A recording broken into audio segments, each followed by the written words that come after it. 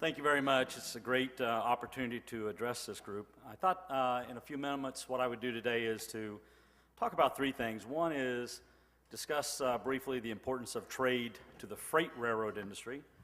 Two, talk about a little bit about how the railroad industry is doing in the recovery of the greatest recession since the Great Depression. And then three, talk a little bit about some of the challenges that we face collectively in terms of our supply chain going forward. I get the question all the time, what's the biggest change to the railroad industry over the past several decades? And certainly the Deregulation Act of 1980 was a significant change to us. But quite frankly, the change in the global supply chain has been the game changer for transportation and specifically trade. The old supply chain, which I call it my father's supply chain because he actually worked in the logistics industry back then, they didn't call it logistics, they called it the traffic department, was all about raw materials into a plant site and finished goods out. In other words, it was all about domestic. Today, we rail commodities from inland parts of the United States to the West Coast for export to Asia and finished goods back via plane or train. They land on the West Coast, they get put into the integrated intermodal network, trains and trucks handle it from there. I don't think anybody's done any research in terms of looking at our economy, but if you looked at the research between tons shipped versus GDP, I would tell you that tons shipped is actually winning the game. And in essence, we're just moving a lot more stuff around this economy than we ever have today. Trans-Pacific trade truly did create the modern supply chain, and it's helped fuel the growth of many of the nation's most successful retailers, U.S. ports like we are here today, railroads and domestic trucking companies that serve them. And finally, while the great debate will always continue about lower cost goods coming into our country versus potential job losses, the benefit of trade, I think, are very, very positive and, quite frankly, here to stay. Let me talk for a minute just about the importance of trans-Pacific trade to the railroad industry. About 60% of all the rail intermodal traffic, containers and trailers on the railroads involve imports or exports. Overall growth over the last 10 to 12 years, Asia-Pacific U.S. container trade has increased more than 70%, and that's in spite of the Great Recession. At our 2006 pre-recession peaks, international container shipments were almost 45% of all the incremental volumes shipped on the railroad on a year-over-year basis, and consistently we were seeing 2 or 3 times GDP in terms of what we were seeing on the railroad. Post-recession, the recovery actually started in the fourth quarter of 2009. Asia-Pacific TEUs are now starting to return, as Geraldine mentioned earlier, the mayor mentioned earlier, and we're starting to see those growth rates that we saw in the past. Today, as the global economic recovery happens, Asia-Pacific TEU imports grew at double-digit paces, about 17%, and we saw solid Asia-Pacific export growth, about 9% in 2010. Almost 40% of all the incremental volume shipped on our railroad were international containers, reflecting the resurgent U.S. consumer demand and improved global trade, specifically exports. Emerging economies have had a huge role in growing rail volumes. Demand for U.S. exports, soybeans, wheat, corn, machinery, construction equipment, building products, as well as competitive dollar are expected to fuel volumes for the future. International traffic and the railroad bottom line, today about 21% of all the U.S. rail volume is related to international intermodal and second only to coal. At BNSF, over a third of our volumes is tied to international trade.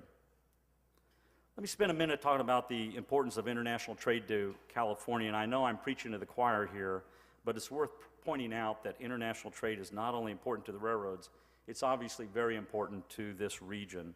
San Pedro ports process almost 40% of all the U.S. containerized import traffic and nearly 25% of all the U.S. export traffic. This supports more than 3.3 million jobs around our country, and in California alone, almost 1 million jobs are related to cargo activities in this region. But I did promise to talk a little bit about the challenges ahead. While I remind everybody that there's nothing like a good recession to cure capacity challenges, there are some challenges that we do face. Many of you in this room were involved in the logistics supply chain back in 2006, and perhaps you remember what it felt like back then. Tight capacity, increasing freight rates, longer time to market, labor uncertainty, impact to communities, and many other issues. So how did the world's most extensive and efficient infrastructure network get that way? Well, it's always helpful to review history. And the key word here is history, and I'm going to talk a little bit about the historical investments. 19th century build out of the railroads, 1950s interstate highways, 60s and 70s commercial airports and port expansion. The build-out gave the U.S. economy a competitive edge by creating one of the world's most efficient supply chains. U.S. supply chain costs as a percent of GDP were the lowest of all the developed countries around the world, compared to places like Europe that was almost 15% and China at about 18%. The problem, of course, is that the U.S. infrastructure capacity is filled up with autos, trucks, and trains, driven essentially by the growth in U.S. population from roughly 200 million to about 309 million people over the past many decades, and California is certainly a great example of that. Added network capacity, quite frankly, hasn't kept pace with the population growth. Highway miles, since the great build-out of the interstate highway system, have increased only 7%, while in VMTs on that national highway system has increased 96%. Rail miles are actually down a third since 1980, 1/3, and yet the stuff that we put through the railroad system is up over 65%.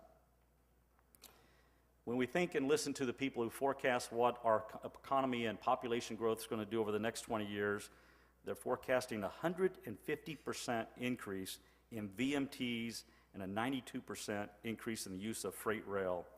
And even if these numbers are off by half, it's still huge numbers.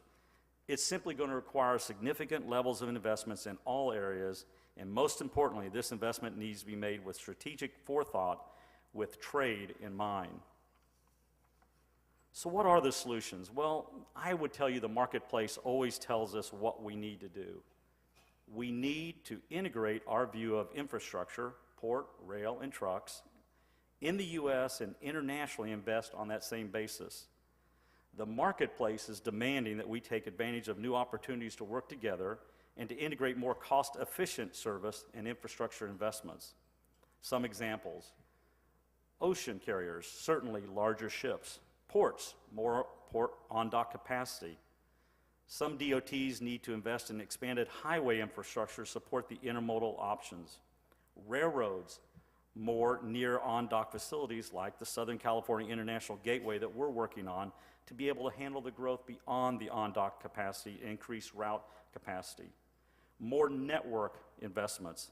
In 2010, the rail industry spent a record $10.7 billion, and this year we're projected to hit a new capital investment level in the railroad industry of $12.6 billion. In many challenges that we face in this society today, public policy can either help or hinder the outcomes. Let me share with you a few observations as a railroad CEO and an observation of public policy relevant specifically only to surface transportation. The current system, which has served us fairly well in the past, is made up of a number of independent parts of the supply chain. They do not coordinate well together. Ships, ports, highways, rail lines, terminals, labors, warehouses, etc. The market makes independent judgments on how this freight flow is going to handle. When one segment of this supply chain fills up, resulting in chronic congestion, the market prices this demand off that network to a new facility. We all witnessed that here in this past decade with the all-water routes coming into service. While the rails provide private capital, the rest of the inland supply chain is dependent on public money and user fees to provide that additional capacity. I can assure you that the traditional method of funding surface transportation in the past is not keeping up for the current or the future economy related to trade. And while the word intermodalism is now used in many documents and speeches, integrating the supply chain into the nation's surface transportation policy and project funding, quite frankly, has just not happened.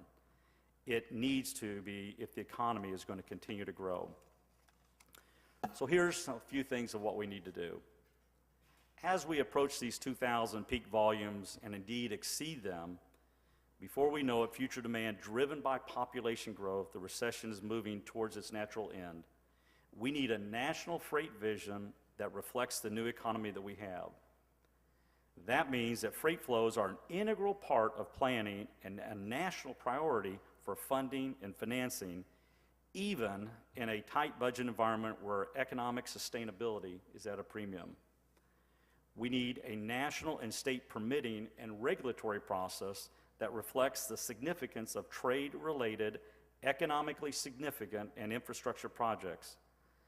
The current status quo is hurting our ability to compete and has a huge impact on jobs. We need a funding stream that reflects reality. I've long advocated for raising the gas tax while we're moving towards a collection method that reflects actual use and capacity needs. We need to use all existing revenues, like the harbor maintenance fees and some of the customs fees for freight-related projects. This would allow us to mitigate the environmental impacts of international trade at the point of origin and allow the facility to accept the higher freight flow where the market wants it. So what's the payoff in getting this, quote, right? Freight rail will naturally benefit from market demands for greater fuel efficiency, reduced congestion, and fewer greenhouse gas emissions. Freight rail can and will be expanded. The U.S. economy and supply chain will continue to be efficient, and this allows the American worker to be more competitive in this global society where we live. Local communities will benefit from high-paying jobs and mitigation for their communities in which they live. Finally, the efficient supply chain will allow freight to go on its preferred route. In other words, we're better off solving the challenges and reaping the rewards than abdicating the issue and seeing the jobs disappear. The San Pedro ports and the LA Chamber understand this proposition. They were in Washington, D.C., along with BNSF and others, discussing it with Congress and the administration. There's no lack of interest in the narrative that we conveyed. However, the level of difficulty now, political and fiscal, is truly unprecedented at this time. Trade is a tremendously powerful tool for keeping our economy moving forward. Efficient supply chains allows more headroom for the American worker to compete globally across the world.